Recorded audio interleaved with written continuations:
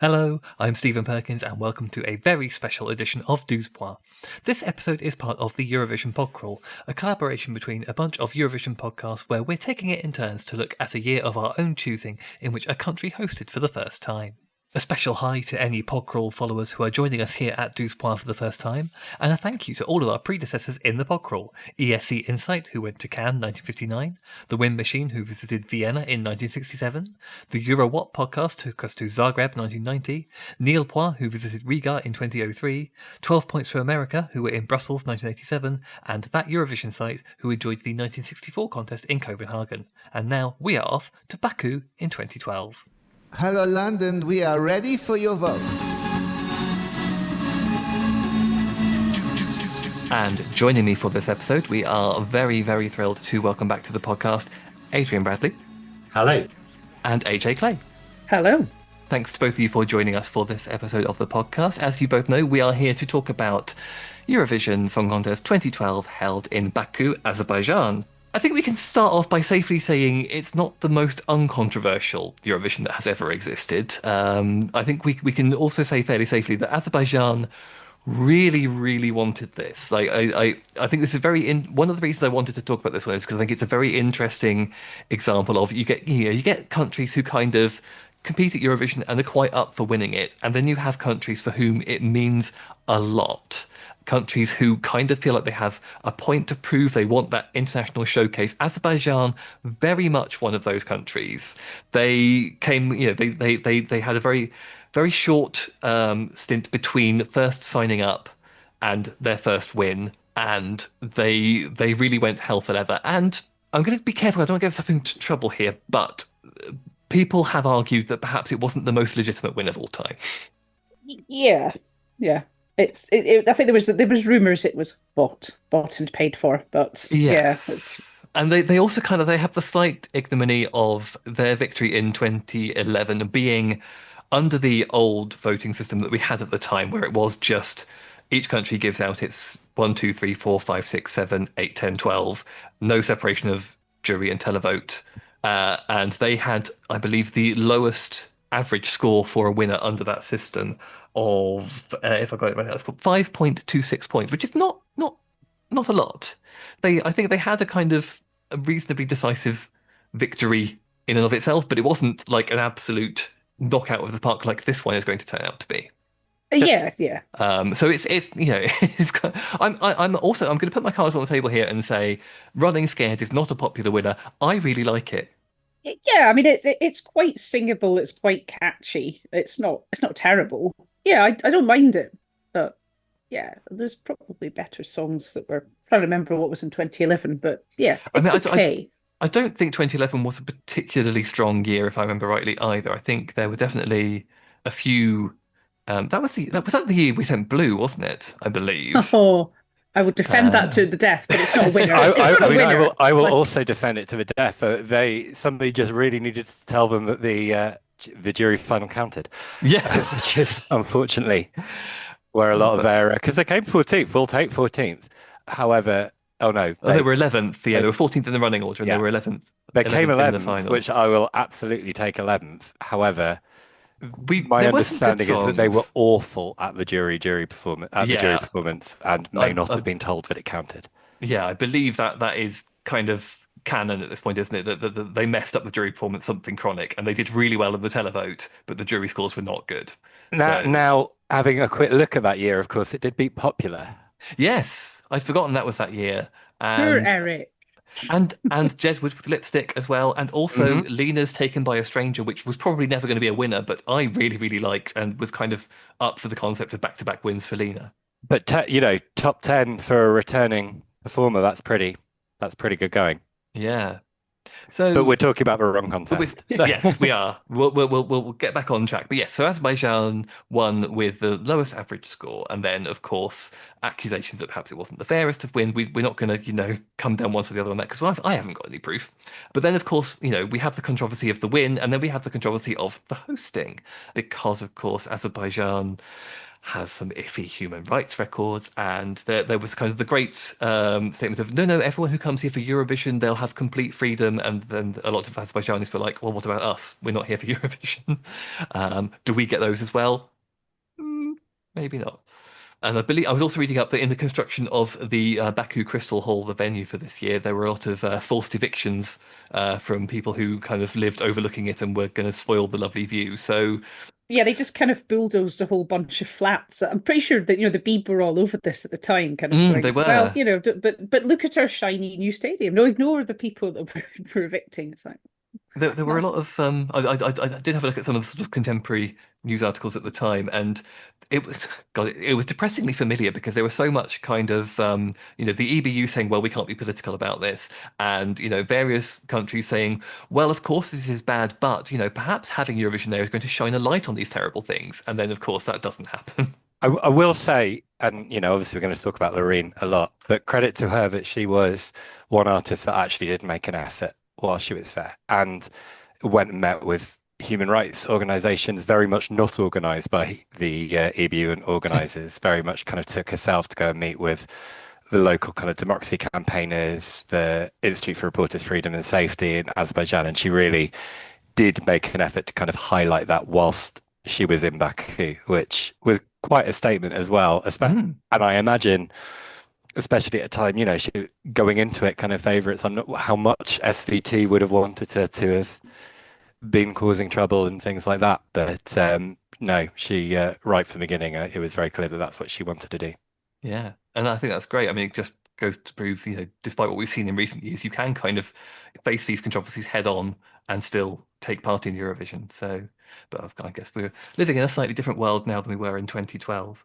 And obviously we then end up with the fact that Azerbaijan hosts the show in the Baku Crystal Hall, despite the claims that we're going to have this kind of spotlight on the controversy. It's very much Azerbaijan showing off their best version of themselves. It's every country spokesperson going, Azerbaijan, what a fantastic contest! We're so grateful. We love you so much. So I don't really think the arguments that we're shining spotlights on it tend to hold up terribly well.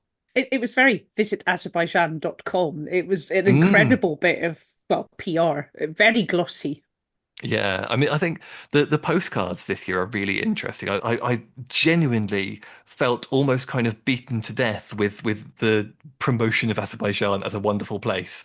I know obviously the postcards are always kind of touristy and beautiful and a sales point, but it really did feel like it was kind of like mornings on ITV, sponsored by Azerbaijan, land of tea. I was going to say, have you ever watched, when you're abroad and you watch like the international news channels and maybe BBC World or something like that, and you suddenly get these big international adverts because nobody knows who to advertise in those things, and you get these glossy, come to Qatar or do all of that kind of stuff. It really felt like it was made by the same sort of agency that would do those. And they were so forgettable, except that every single one had to show those three towers, that three building in it. Oh no, I don't think they showed them enough. The flame towers, maybe a little bit more. But it was interesting what they decided to show as well, that they glossed over there was the horses from Karabakh, which is like their disputed region of Nagorno-Karabakh. And I'm like, when I saw that, I was like, oh, wait a minute. I mean, admittedly, it all looked very beautiful, but it's just such a PR exercise, like you say. We're not at the stage where the artists are in the postcards yet. No. Oh, look, lovely horses. This is the interesting thing. That came in literally the following year in Sweden. That was the first time that happened. And I don't know if it's official, but my sense was that maybe they looked at this and went, oh, do you know what? That's not really the vibe we want to go for. Let's bring the artists in so it doesn't feel like quite such a naked promotional exercise. Hello, Stephen here, coming to you from after the recording of this podcast with a quick correction. I misspoke in the heat of the moment here, and 2013 was, of course, not the first year to feature the artists in the postcards, as that had happened in multiple previous contests. But the 2013 contest did, however, mark the turning point where the artists were increasingly foregrounded in the postcards, and they became less about advertising and explaining the host city or country. Okay, record corrected, now back to the show. Also, what really, I mean, I watched both semi-finals and the final, so I genuinely had a superfluous amount of this, but they ran out of ideas very, very quickly. And particularly in semi-final 2, they were repeating the same kind of phrases as their kind of themes over and over and over again. I think we had City of Culture, City of Fire, like multiple times. And some of them were bizarre, like one of them was Baku, City of Drive, and I was like, oh, okay. So it's like ambition, like they're really kind of pushing themselves. And they're like, no, City of Driving, city with a lot of cars. And I'm like, it's very funny because it's just like, well, what are our exports? Oil. It's like yeah. we're just. Oh, I love the way that sometimes it was just going past a literal service station, and I'm like, we get it. You've got oil, okay. Yeah. That's your selling point. My other favorite was Azerbaijan, land of carpets, which I thought like that sounds like just sounds like a superstore. And also, I imagine there's a few other countries in the region. Turkmenistan comes to mind that would perhaps disagree Yeah. with that. So much so, Turkmenistan, they include kind of a reference to carpets on their Oh, five nice. carpet goals, which are designs using rugs, are on the Turkmenistan flag. So if anybody's going to be the land of carpets in that It's region, Turkmenistan. I think it's going to be Turkmenistan. They also claim to be the land of tea at one point, and I was like, I mean, I drink a lot of tea. I don't think any of the tea I drink comes from Azerbaijan. No, I'm gonna have to check. It's like, are we sure this is not Azerbaijani tea? Is this ethical? I don't know. Another one of the reasons I wanted to talk about this particular year was because it's unique in the sense that this is the furthest east the contest has ever been.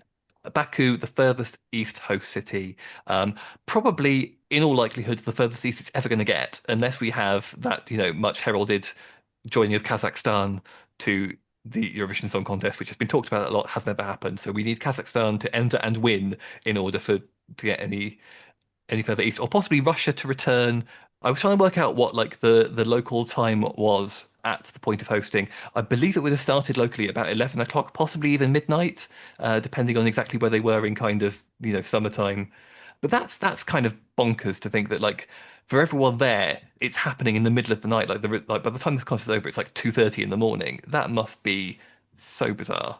So I went to Eurovision in Kiev, which is 2 hours, and that already kind of had, it's a long show. And I remember like everything kind of finishing at like 1, 2 in the morning and being like, oh, now we're kind of going to Euroclub and stuff like that. It was just like absolutely mad. So adding that extra hour even then would just make it kind of crazy. Yeah, but I'm surprised that the audience weren't all just kind of flopped over, just, they're having to be kept up by the charisma of the hosts, I guess.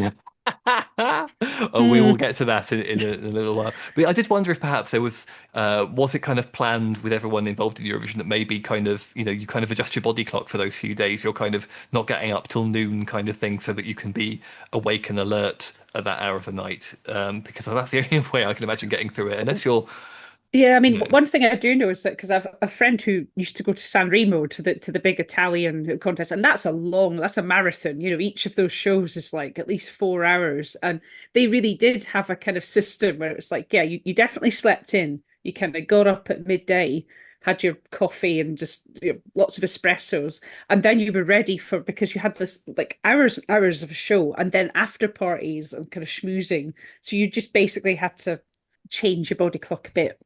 I will say it's the one reason I'm still kind of campaigning for an Iceland or another Portugal win because nice, good, same as UK time zone, lovely.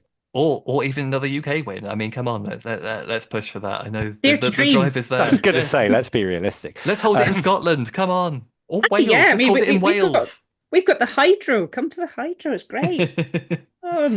Speaking of hosting, let's move on to the arena. Now, I know there's definitely some strongly held opinions about the arena on this call, and one of the things that really interested me about it was because I've watched quite a lot of the individual performances on YouTube since this contest, and when you get just before the performance starts, when you get that kind of like aerial shot of the arena, and you kind of see all those little pods in the green room, and it looks really cool, and they're all lit up, and I thought this arena design is really good, and then you watch the actual like contest and you see how it works in practical terms and it's awful. The actual arena design is dreadful. The green room is so lifeless because everybody is so far apart. The presenters, when they go to do an interview, takes them so long to walk from one to the other because it's just everyone's so spread out. The interviews themselves, I think, a lot of them are literally about 20 seconds long because that's all they have time to do because they have to get to point B now.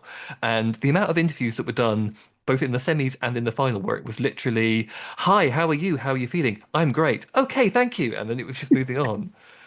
The description that came to mind was regional sales conference for a technology company that's, had a bit of money and wants to show off. And it really just kind of felt like that. Oh, look, there's something going on the stage over there. And you've got a booth back there that you're selling your new software and things like that. And it did not, barely saw the audience, the actual audience. Like every now and again, you realize, oh, there's a little crowd kind of near the stage, but you can't really see them. The rest of the audience that must have been towards the back were almost never shown. It was just weird. And that whole hall felt kind of cavernous and dead. And actually, you kind of understand from that why the EBU wanted to move away from super big venues, because they may be fun when you're there, but they really do not work on TV. Yeah, it did look very, now you say it, it did look very corporate, like I say, the kind of booths being so far apart. Yeah, I could barely see the audience. So to say there was just a little corral of the fans, the golden circle, whatever at the front. But where was everybody else? Kind of opera glasses at the back, I guess. I don't know. And I think if you look at some of the recent contests where you've had the contestants all quite close to each other and you can see how they've all bonded over the course of the contest, and there was absolutely none of that in this one. There was no kind of, getting to see who was friends with who or anything like that, because they're just all so far apart and they're all just kind of surrounded by their own people, and it's just incredibly lifeless. There's the one thing that came to mind for me actually. There's this SNL skit which is a Finnish talk show hosted by Kristen Wiig, and everything that happens she just goes, "And we have a clip," and it was just very it was very just that there's no kind of spontaneity. Everything is totally pre-planned. Everything is completely on script, and it's just, I've said the word before, I'll say it again, lifeless. There was a very awkward moment where one of the hosts said, "And in the green room where you can all make friends with each other," and then almost kind of corrected, or at least sit with your. It was like almost Ben had to correct themselves because it was like very clear that there was just no interaction at all between them. I mean, I suppose I do have some sympathy because obviously there's the usual thing of quite a lot of the presenters don't have English as their first language, and so there's always going to be a little bit of it's quite stilted, but it really did feel very like, especially kind of reading off like auto cue kind of cue cards and things, and it was just really painful. It just felt like kind of HostBot 5000. Yeah, I mean. I don't know how much you two bothered with the semi-finals. I mean, I watched both of them, and I will say the final was actually quite an improvement on the semis in terms of the actual ability to be spontaneous and chatty. Because the scripted banter in the semi-finals was truly woeful. And like AJ said, I mean, I totally sympathise that these people are doing this in a language that is not their first language. It's very hard to do live television in a language that's not your own. It's very hard to do comedy in a language that's not your own. But we have seen people do it and do it well at Eurovision, and this just felt like kind of the apex of just very stilted, quite cold Eurovision host for all the attempts they had at kind of having some banter with each other. It just felt very flat. What perhaps I will say is Sweden winning this Eurovision, I think, did a huge amount for Eurovision in these little kind of ways. Like you talked about the postcards, we then got Petra Mede kind of showing, and the intervals and the way that it was kind of written, showing actually you don't just have to do some weird kind of cultural dancing on stage in the interval. You can do something different and a bit funnier, and you can host it different and a bit funnier. You can do postcards different and a bit funnier. And I think so much kind of then came out of that Sweden production that carried on pretty much ever since. So even more reason to be thankful for Loreen. Yeah, that's a really interesting point, actually. I think this is kind of almost, it's the last of the old style Eurovisions where it is quite formal and quite kind of, use that word again, corporate. And we then do see in Malmö the following year, Sweden kind of going, actually, we're going to change the tone of this. And then everyone going, wow, that's the bar that's been set with, that's what we have to live up to. So yeah, I mean, my sympathies do go out to the host because it's a difficult job. I mean, I think you can't possibly appreciate how difficult a job hosting Eurovision actually is. And it's one of those things where kind of when you see it done well, you barely notice it, and you only notice it when it's done badly. Before we move on from hosting and arena, one thing I did also want to mention about Baku Crystal Hall, which was one of the things I did really like about it, is the lighting up of the outside of the hall in the different flags of the countries, which I thought was such a cool idea. The only problem being it doesn't always work. Because of the lights they had available and the shapes they had available. Obviously, if your country's flag is just a load of stripes, that's fine. It works. You can do, even if you can't do the exact shape, you can give the general gist of the flag. When you've got a flag like Cyprus or Albania, where there's a symbol on it and you have to try and portray that, just not happening at all. And it was kind of awkward to watch those ones where it's just like, oh God, we can't do this flag. We're just going to put the colours of this flag up and hope for the best. Yeah, I suppose we're very lucky that San Marino didn't get through then, because that would have been a nightmare. They still, they still kind of have that problem today because all of the hosting now does try to do some kind of light effects with colors going into the shows and things like that. And yeah, there's a few where it's, very easy with like the UK and France, and then a touch harder when you get, like you say, when you get to the more complicated ones. I think, Bosnia-Herzegovina were in it. That wouldn't be an easy one either.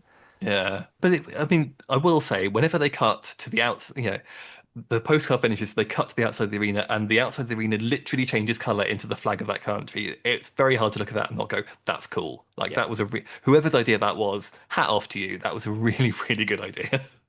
We have just mentioned San Marino, so let's move on to by far the most important thing that happened in 2012, the debut performance of Valentina Monetta with the social network song Oh.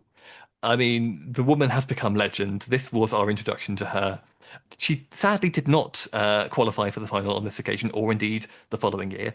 But I will always fondly remember 2012 because there was a lot of buzz around San Marino this year. People thinking this could possibly be the first time they were going to qualify because the song they were doing was so strange. And I mean, the video for it is awful. It's genuinely, I don't know why they've dressed her like they have in the video, but we're getting off topic again. And they try to sort of render it on stage with a bunch of people in kind of character outfits and Valentina tapping away on the laptop, and it doesn't really work. But it was so off its time as well. The whole, because we can't mention the name of the social network, but you know the one like that we were all on in 2012. It was, but there were a few others. Like, 'cause a few people have kind of done ones like that over the years, and then either you always go, well, you can't name it, and then they always end up with something weirdly generic, but never quite. Yeah, I was looking at a list. There was like a song way back that had like mentions of Coca-Cola in it. Something that all had to go. And my eternal bugbear, the thing that I will be mad about until the day I die, is Australia managing to get away with trying to feel your love through FaceTime, and then going, no, it's two words. It's the concept of FaceTime, and I'm like, but that does not make sense in the context of the rest of the song. You are lying, and you know it. Sorry, still mad about that. Like 10 years later. I know. Just let Valentina say Facebook. It's fine. Yeah. And I love that was her first thing though, because she should have a loyalty card for the amount of times that she's represented San Marino. Such a fan. I think what was great about it is we kind of saw this and it was a novelty act, and she doesn't give the best vocal in it, but then obviously she comes back in 2013 with a big swooping ballad, and everyone's like, oh, she can really sing. So that's kind of her legendary status was kind of isn't cemented until the following year, but this is our first introduction to Valentina Monetta, icon of San Marino. We all love the joke about when San Marino wins, it'll be in her back garden. I'm grateful to 2012 for giving us the very first glimpse of Valentina Monetta at Eurovision to return as many times as she possibly can, either as a performer or giving the jury scores or just popping up somewhere. God bless her. Shall we move on to the actual entries of the contest? Because we've been chatting for nearly half an hour. We haven't actually got to them yet. I mean, we might as well start with the winner, Sweden, Euphoria, which I don't think there's ever any doubt about this winning because it's clearly the best song in the pack by such a wide margin. I remember watching semi-final 2 and just being so grateful it was in that semi-final because semi-final 2 was rough. There was just a lot of very mediocre songs in semi-final 2 and some quite bad ones. And you kind of watch Euphoria in this one, and it's just in a completely different league to everyone else in terms of the vocals, the staging, the song itself. It's just the whole package. And I don't really think anyone ever doubts watching this that Sweden are winning this one. The staging and the camera angles, like Sweden again, really getting that you don't have to have lots of wide shots. You can do so much more if you don't have lots of wide shots. And I thought it was just like, it's still my only complaint, foghorn needed to be louder. Yes. Like, really, they hadn't nailed that opening, which is such a great opening.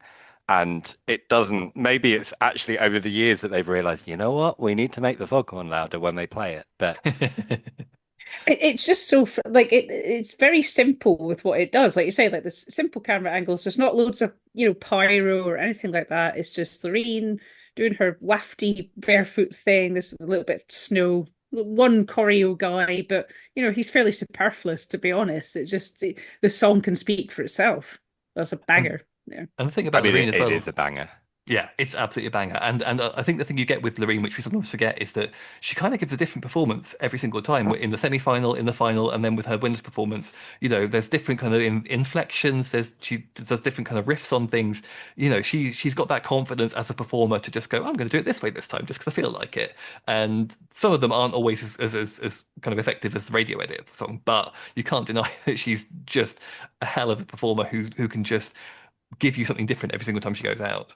Let's talk about some of the other highlights, though, because we can't devote the whole thing to Sweden. I'm going to go to bat, first of all, for Serbia, which I think they finished third, if I remember rightly, in this one. And this is just kind of Serbia doing what Serbia does really well. They kind of just go all in with a big ballad, incredibly well constructed as a song, incredibly well sung, very charismatic performer, and they get the results from that. Yeah, I mean, I'm just always a big fan of like the Balkan bangers. They always seem to deliver something that's just better. I think there's just been consistent quality, I think, from Serbia. I think watching this and you're thinking, if anyone's going to challenge Sweden in the voting, it feels like it should be Serbia, because Russia, obviously, they are second with their adorable grandmothers baking bread. But you kind of know that's never going to be a big hitter with the juries, particularly. So if someone's going to win on kind of musical merit over Sweden, Serbia feels like it's the one that's the biggest challenger. Yeah, and also, like, I feel like we're overdue another Serbian win. Like, I feel like that would have been really great, actually, to have just go back to Belgrade. But I mean that, and I was going to say that the Bosnia and Herzegovina as well was also a really good. I say like consistent Balkan ballad bangers. Try saying that a few times, but yeah, they're always good. They're just always really good quality. I think it was really interesting to go back to this one and kind of see some of the countries who've since dropped out for various reasons. And Bosnia and Herzegovina in particular, you sort of sat there going, oh, this is so good. Like, they need to be back in the competition. I know obviously they've got huge kind of financial problems with their broadcaster, and they owe debts to the EBU, and they're working that out. And I know that they really want to come back, but they have to kind of settle all that first. But it's kind of looking back at this and going, oh, they were such a good country to have in this contest in terms of what they bring to the table. Because we've talked a bit about Turkey and you're surprised at them doing so well. And I remember kind of watching it last night. My initial notes that I wrote down was no capes, because obviously the big capes.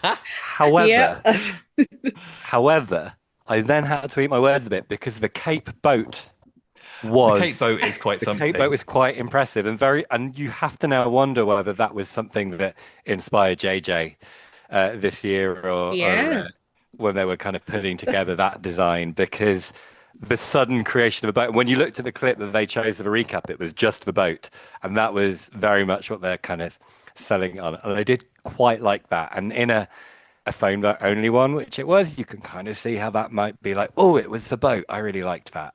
So that was fine. And there's a couple of lookalikes in this Eurovision that stood out to me.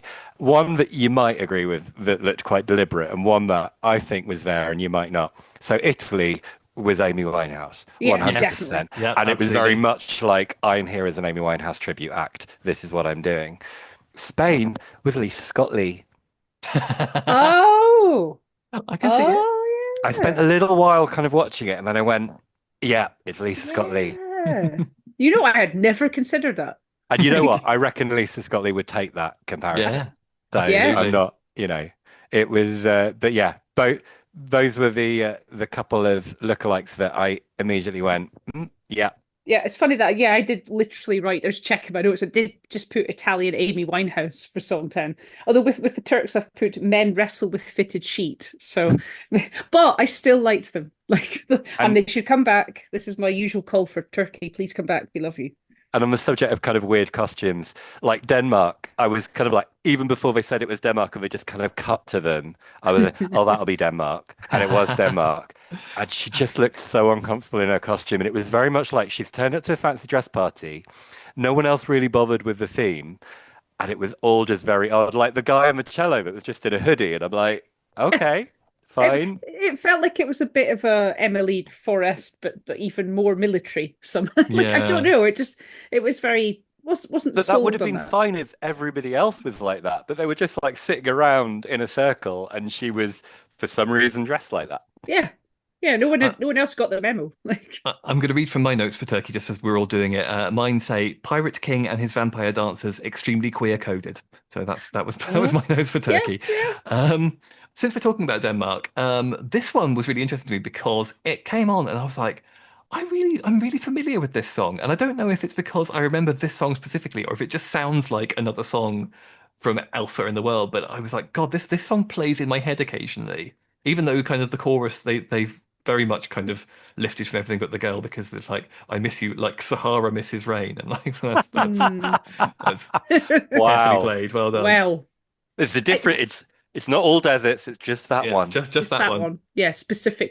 It's got a bit of an Avril Lavigne vibe to it. I think when I was like, yeah, that was the kind of vibe it kind had. of Yeah, when Avril Lavigne goes a bit down tempo and ballady, it's that kind of general vibe about it. exactly. On the subject also of people turning up for a fancy dress contest, which we didn't see in the final, but Netherlands in the semi-final. This was I don't know if her name is Joan or Joanne because I assumed it was Joan, but the host kept calling her Joanne. I don't know if that was just them not knowing how to pronounce her name or not. But this was the one where she wore that kind of Native American headdress and obviously got a lot of pushback Ooh. for Mm. wearing that one because it was cultural appropriation, and didn't qualify for the final. And then I subsequently read she had an absolutely terrible time at Eurovision, basically didn't want to be there at all.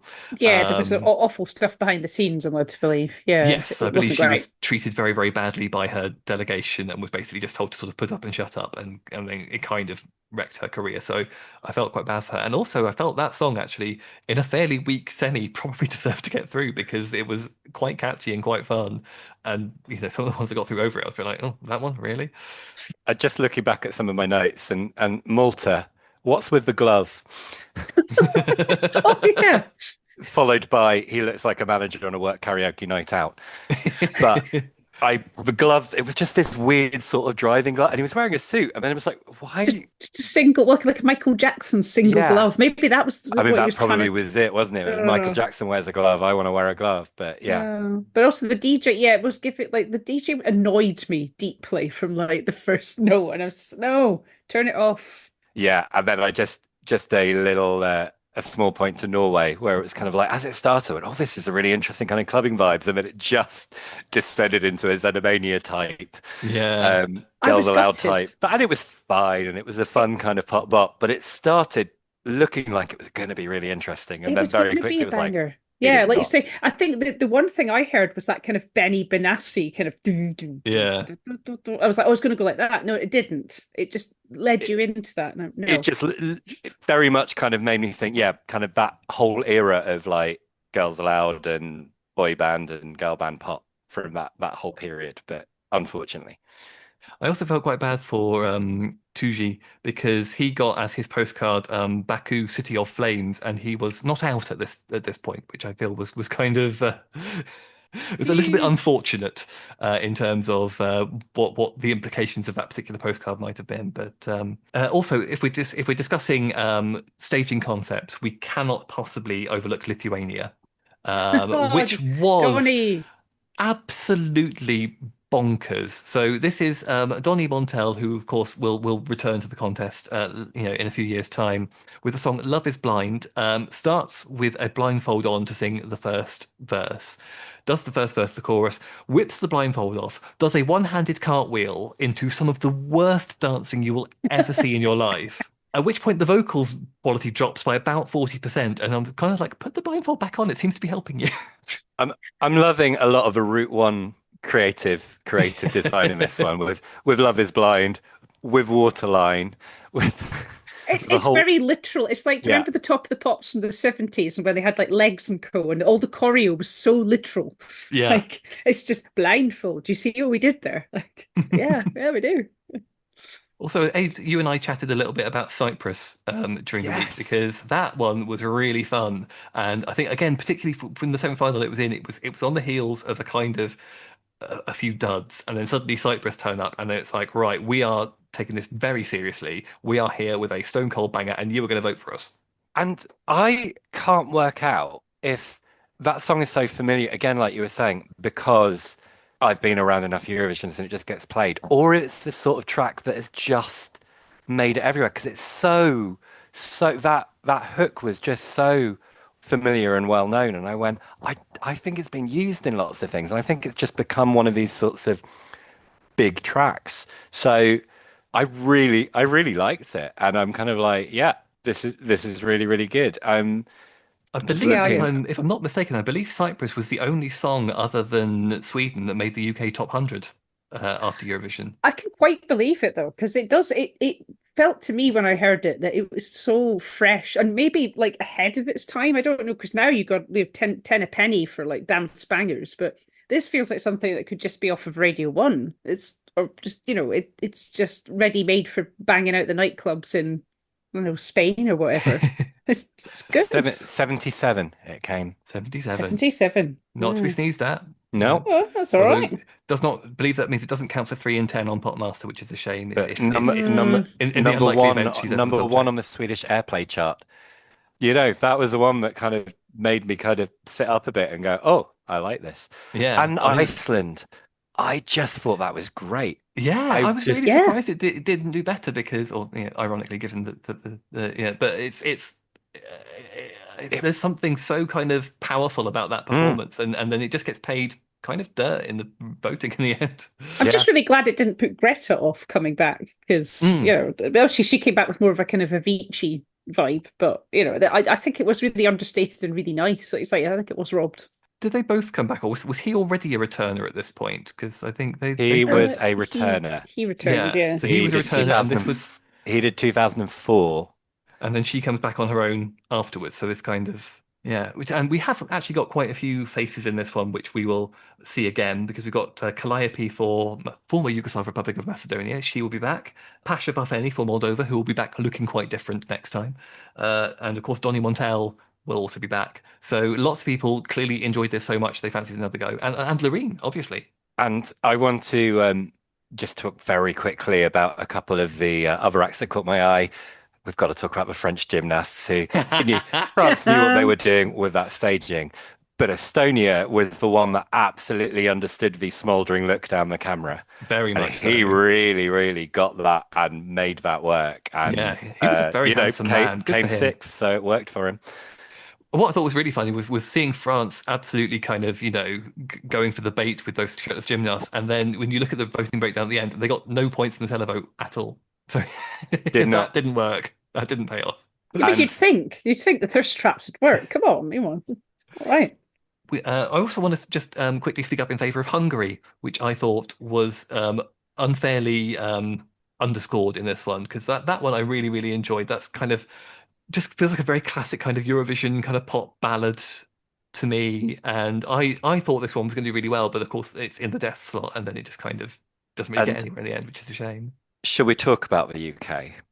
I guess we have aren't to. we? Yeah. I mean, this is one of those ones where I would love to know what exactly the thinking was behind it, because we'd obviously, in the year before, we'd gone, let's send an established act with a lot of fans, and we'd gone for Blue, and it had gone reasonably well. So I guess the thinking was, let's keep with the whole established act thing. But who on earth went, oh yeah, Engelbert Humperdink?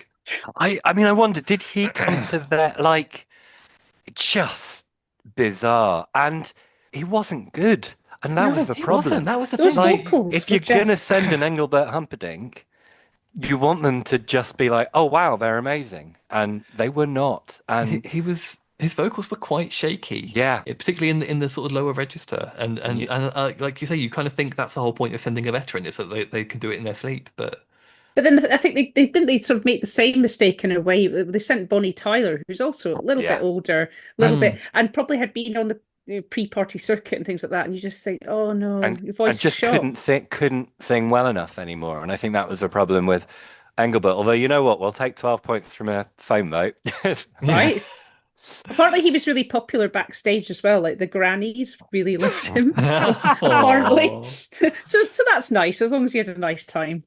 yeah, You don't hear much about Engelbert Humperdink anymore, do you? It used to almost be like a punchline to every joke of like, just because of the name. But like now, Eddie Izzard has a really good routine about Engelbert Humperdink coming up with the name. It's like, Engelbert slapped it back. Slot bum Waller. No, wait, go back. Engelbert Humperdink. I like that one. and isn't because his name's Arnold. He's Arnold Dorsey. I know, Yeah, but that's just boring as a pop star. But imagine coming up with Engelbert Engelbert Humperdink as Humperdinck. you're like, Because that's a bit isn't much. there's another Engelbert Humperdinck. There's two Engelbert Humperdinks, I believe. What? What I'm he sure. didn't he name himself after? Yeah, Yeah, so it's a after Engelbert German Humperdinck. composer or something like Yeah. that. So it's So the opera Hansel and Gretel, or Right. Hansel und Gretel. und Um, Gretel. But yeah, it just feels like this was a very odd decision by the UK because the song is fine, but it's forgettable. But on first, we've got no chance. And it just isn't really. It's hard to imagine anyone getting that excited about Engelbert Humperdinck. I think it's just a lot of us when he was announced just went, sorry, pardon. I mean, it's not exactly you're down with the kids' choice either, is it? I mean, Blue, at No. least for, mm, a boy band that you recognize, great. But Yeah. Engelbert Humperdinck, it's like, well, your mum might have his records. mm. I mean, maybe they thought, well, we've done the appealing to the kids thing. Maybe if we appeal to the parents, there's a market. And I guess maybe this was the point where it was very much kind of the blindfolded monkeys with the dartboard, just trying anything to see what's going to work. We do Engelbert, that doesn't work. We try Bonnie Tyler, that doesn't work either. And then we scrap the whole established artist thing and start bringing in new people again. But yeah, it was. I mean, I don't think anyone particularly had high hopes for the UK in this one. You know what? And saying in the region, they get a lot of stick. I enjoyed Jedward. I did as I well. liked I thought it Jedward. was a good performance. I think they can kind of sing. They do. They know what they're doing. It's a catchy song, and they end up. And more acts need water features on stage, and they end up soaked. Exactly. They knew what they were doing. They understood the I thought that assignment. could have done better. Yeah, I Also, like, actually. who would have known that, like, a few years later, they'd be the kind of woke heroes we didn't know we needed on, like, social Exactly. media. They're legends. I love them. I interviewed Jedward once, and it was the most surreal experience. It was over the phone as well, so I had no idea which of them I was talking to at any given moment. It was the most surreal experience of my life. But they're good lads, and I really like Waterline. It's not quite up there with Lipstick. I think Lipstick is definitely the better of the two efforts, but Waterline I think is very underrated as a Eurovision song because that chorus goes off. And I enjoyed. So they performed at that, not the London Eurovision party, but like a London Eurovision pre-party that was last year, not this year. And you watch them perform, it's kind of like, oh, one of them is still very, very much into it, and the other one is like, oh, we're twins and we're a double actor, we still have to do it. And you kind of got that feeling now. Like looking at the two of them, it's kind of like, and I didn't know whether it was John or Edward, but one of them is, and one of them, heavily working out and all of that. And it's just like, oh, you're still being dragged along because it has to be both of you. Oh no. I felt a Oh, that little makes bit me sorry for them. sad. No, Oh, stay bless together, Jedward. Jedward. I'm conscious I don't want to keep everyone here for too long, so I'm going to Yeah. try and bring this into time. Some other things to mention. Of course, Lise Assia in the audience of the grand final, which is very exciting, the first winner of Eurovision, who actually this year did enter Switzerland's national final to compete and finished eighth, so did not come particularly close. But very nice that she got her little showcase spot there, I think, because she's an icon. She is the moment. She will always be remembered as the She's first. such a queen. And I actually sat quite close to her. My claim to fame is when they had the 60th party down at Hammersmith Apollo, as it then was, they had Lysacia basically on a custom throne up in the balcony. And they actually had to reshoot her part. And she was getting a bit crotchety because she's like, come on, I've got champagne to drink backstage kind of thing. She was such a legend. She had no time for Graham Norton. I loved her. Oh, really? Yeah, no, I loved her so much. Queen. Departed queen. And the interval act for this one is it's fine. He's apparently a big actor in the UK. I'd never heard of him, the son of Baku, whatever. But the interval act I really, really did want to talk about briefly was the one from semi-final two, where they bring back the winners of the last 5 years. So we get Dima Bilan, we get Lena, we get Alexander Rybak, we get Maria Sirifovic, and then they're all kind of, the four of them all do a little burst of their winning song, and then they bring in Ella and Nikki, who of course are saving Running Scared for the final. So Ella and Nikki instead do Waterloo in the style of Frasier Crane singing Buttons and Bows, just going like they clearly vaguely have heard the song before, but they do not know the words. It's I mean, absolute given car that crash. that's such an iconic song, and you're cocking it up in front of quite a lot of TV viewers, it's like, I wonder if the problem is they kind of start it like two-thirds of the way through. I'm sure if they started with, my at Waterloo, Napoleon did surrender, they'd have been fine. But they kind of got to the middle, they had to start in the middle, and then they're kind of looking at each other, singing different bits, and it's like, oh, this wasn't rehearsed properly. But no, no, it was a lot of fun for me, and it reminded me how much I loathe Dima Bilan as well. So that's always healthy to be reminded of. Um, we'll round up with a quick look at the voting. Not a huge lot of surprises in this year. I mean, Sweden, I believe, take the lead after like the third round of voting, and then they just stay there. Interestingly, they're not getting a lot of 12s in kind of the first half, but they're getting enough points from every country that it doesn't matter. They're always on top, and the 12s are kind of being scattered elsewhere. And then kind of in the second half, the 12s start rolling in for Sweden, and they win by a margin of I think it's like 113 points or something like that. So it's not close. There was a kind of geographic split that I noticed as well, that very much kind of like the more Western European countries all going to Sweden, and then the more kind of Central European and Eastern European countries were a bit more unsure about Loreen and Sweden. But that was a bit more kind of Serbia, Azerbaijan kind of coming in there, wasn't it? Azerbaijan, interestingly, coming fourth in this one with a song which is so forgettable that I literally listened to it last night and I couldn't sing you a bar of it now. Yeah, no, that deserved to languish because, like I say, I think I forgot it halfway through it playing. So yeah, that didn't deserve points. My thoughts on the voting, though, less so about where the scores went and things like that, but a few of the spokespeople stood out. Scott Mills. Scott Mills. There you go. That was a nice little surprise. He looked so pleased to be there in front of a London Eye. Bless Sarah Dawn Finer.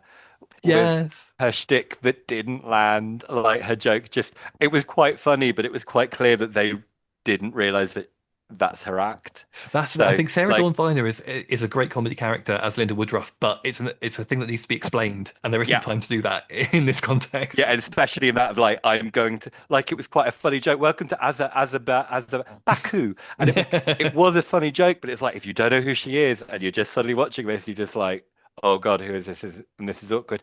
And the one.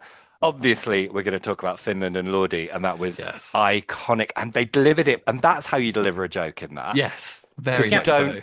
And the babes and the Russian babes and all of that, very nicely done. It was a good joke. The other note that I've got written down, can't remember what this is, beautiful Frenchman. Just beautiful Frenchman. Don't know who it was, don't know what it was, but it was a beautiful Frenchman that gave the French votes.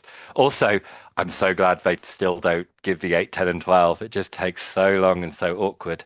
It's so much quicker just to give the 12 and get out. Yeah, exactly. Don't build up your part, because that's the one thing I love in all the voting sequences. There's always someone that wants to milk that time that they've got on an international audience. No, don't. Come on. And the hosts looked like two kids at a school play. The two kids that are doing like the comparing in between the acts. They looked so uncomfortable.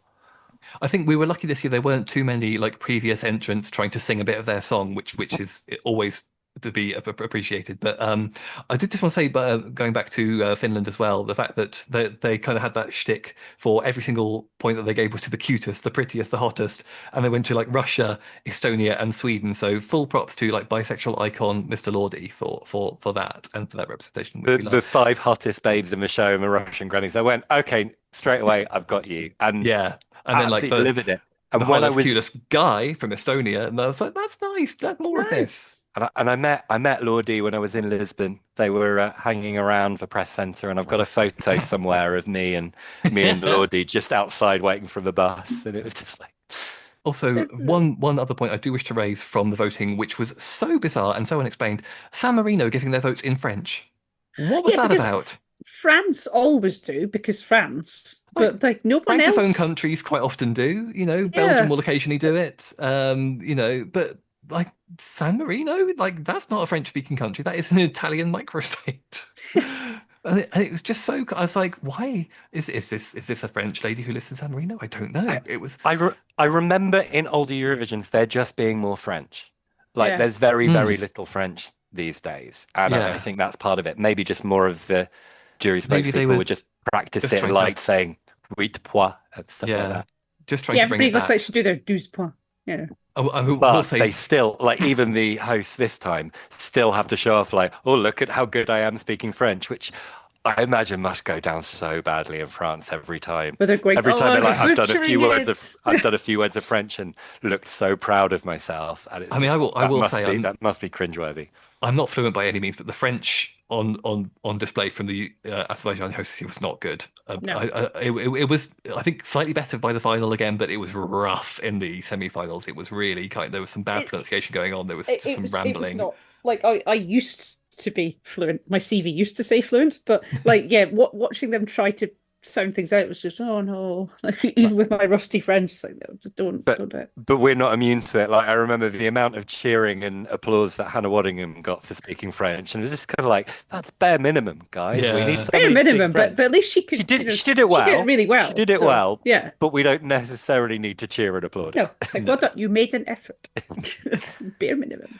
Well, yeah, so we'll wrap up on the scoring. There's a couple of interesting points that it's a great year for Sweden. It's not a great year for the rest of the Nordic countries because we're up until about halfway through, like Denmark, Norway, Iceland are all down at the bottom on 0, and they eventually get some points, but it's quite a rough year for all three of them, and obviously Finland didn't even get to the final this year. Surprisingly late surge for Germany, ending up finishing in 8th place and being the top country of the Big Five this year. So I found out because I had to go and look this up. So I thought, what a tedious song! It was written by Jamie Cullum, yeah, jazz botherer, and it had that kind of indie boy, emo boy kind of look, emo but jazz. Like the little weird kind of beanie hat and the. But I didn't hate it. Yeah, I didn't hate it. Would I have voted for it? Probably not. But it was definitely one of those ones where it's like, there's nothing wrong with this, but I'm surprised it was so popular. Yeah, forgettable was what I wrote down, which is also probably fair. And, in terms of the Big Five offerings, it wasn't a particularly strong year for any of us. The Italian one was quite fun, but it wasn't Italy on all cylinders by any means, and the rest of them were all pretty thick. Even with the gymnast, the French entry was a bit rubbish. Yeah, I would take Jamie Cullum's Sad Boy Jazz over Engelbert. Let's be 100%. And so I think that brings us very much to the end of Baku 2012. Thank you very much for joining us for this episode of the podcast, Adrian and AJ. Thank you. Thank you very much. Great to have you both on the podcast, and thank you very much for being here. And to all of you, thanks for listening. If you like this episode, then please do hit subscribe in your podcast app to make sure you don't miss any of our future episodes. And if this is your first time here at Douzepoint, we would love for you to take a wander through our archives and explore some of our previous episodes, because there's lots of great stuff in there, if I do say so myself. We will be back in 2 weeks with a brand new episode. Until then, good night Europe and good morning Australia.